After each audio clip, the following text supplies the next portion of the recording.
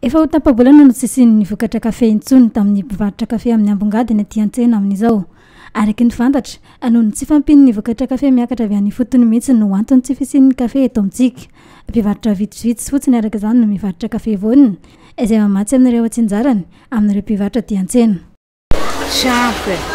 Ina le tsy ampy? Le kafe ka.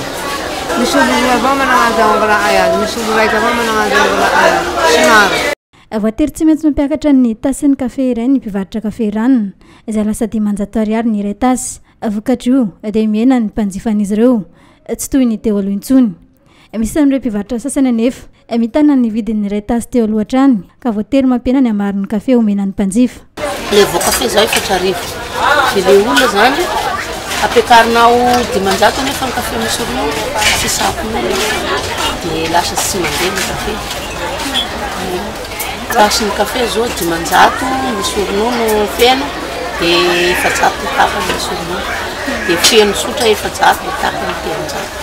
Alohan'izany 300 ny feno dia 200 tapany. Tena sy sasany moa ny mahay ny fianasato mihinana foana fa ny sasany tena sy voatazona le kiniahy. Misy fiantraikany kely satria ny kafe zany amin'ny dekavina dia voatery tsy maintsy mampiakatra koa zay prix aty tsena dia somary mihena kely gaga ny olona satria le olona zao zatra ny ohatra ny 200 ny tapany dia zao lasa 300 ny tapany. Lasa misy alina kely fa manomboka amin'ny 100 ihany. Ankamaroan'ny olona eto amintsika dia mpanjifa kafe avokoa. Misy aza atao toy ny sakafo maraina hoanina miaraka amin'ny mofogasy. Amin'izao fotoana nefa noho ny fivaovan'ny toetry ny andro dia lasa misy fiantraikany amin'ny vokatra kafe izany, ka isan'ny mampisondro bidin'ny kafe eto Mahajanga.